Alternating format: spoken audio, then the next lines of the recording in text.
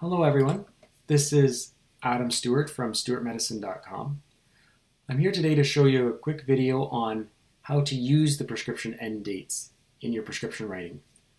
Last video I showed how to turn the feature on, and you can see that in this fake patient chart that the end dates for some of the prescriptions are showing, but some of them aren't. It's like for this one for hydrochlorothiazide. And I want to show you why that's the case. So if I click on the medication and try to prescribe it again, it will bring up the way it was prescribed the last time to show us.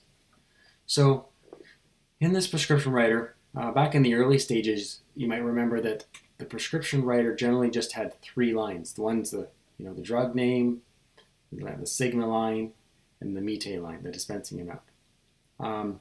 As the prescription writer became more evolved, we can click this button, more details, and each time we see how much detail we can actually get into in terms of the prescription writer. Now, many people like myself still like writing the free text version of a prescription like is written here. But the problem is, for the EMR, is it can't recognize free text and be able to convert the free text of 25 milligrams POQAM into a specific dosing. And that's actually giving us the warning here, dose checking not performed. And that's because if we actually write the prescription in the structured fields, 1 tablet, for example, every morning, it can actually calculate the math from the number of tablets to figure out the due date. Again, I like to do this quite commonly. I write prescriptions like in the free text version or way method.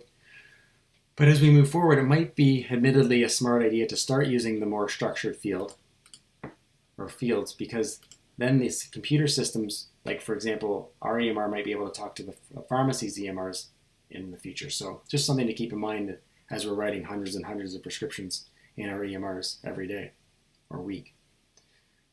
So going back here, if you're like me, you have a lot of prescriptions still written in this kind of free text way.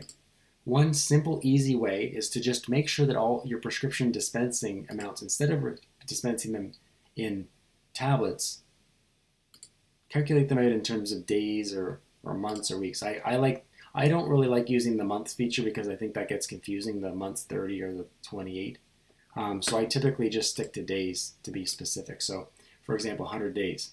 So notice I've changed the tablets I've changed this from tablets to days with 1 repeat. And if I post this prescription, you can see now it's recognizing an end date, including the refill. Notice that if I were to change the date that this was prescribed, say do an advanced prescription, it will still calculate the due date accurately from this 100 days plus a repeat, so 200 days from this date.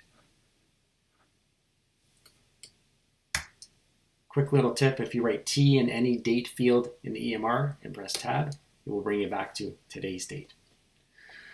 Another way around this though is to actually do structured fields. So if we start changing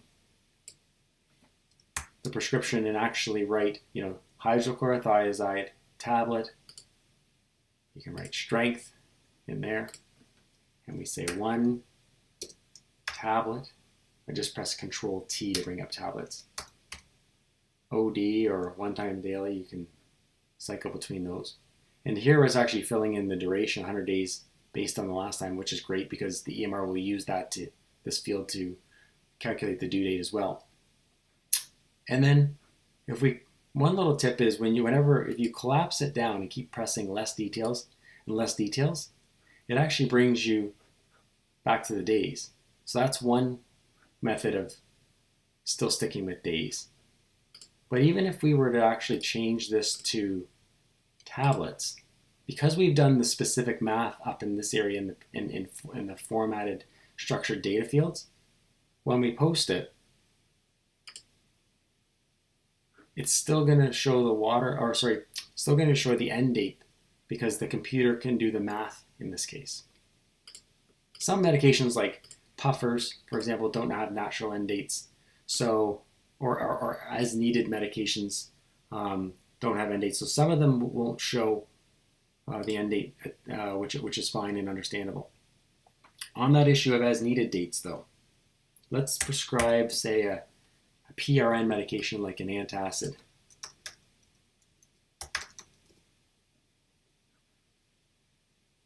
So let's choose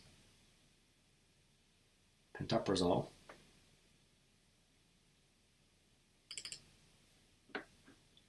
And if we actually write in, so I'm just going to do my old way, 40 milligrams, 1 tab POD.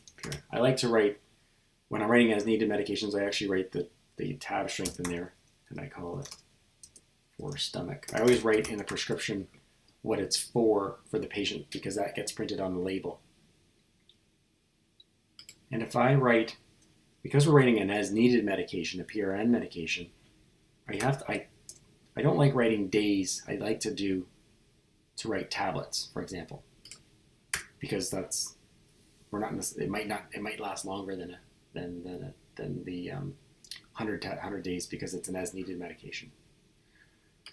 So if I post that, it's not going to show an end date. Well, one little tip I've started using recently is, if I want to re-prescribe that and still use the EMR to give me a rough estimate of when it's due, if I click more and expand the writer again, I can actually put a duration up in here. Again, it might not be the exact duration based on the fact that it's an as needed medication, but it will give me kind of the at least due date. And then I collapse it back down. And what will happen here, so we've got 100 days written in here. So the pharmacy kind of knows an estimated duration.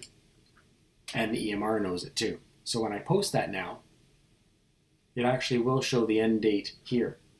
It's kind of hidden in the rest there, outside the window there, but down here we can see it's actually due 300 days from now. So I have many more prescription writing tips to follow, but I think I'll break this down into smaller video sets. So I hope you found this helpful. Thank you for watching.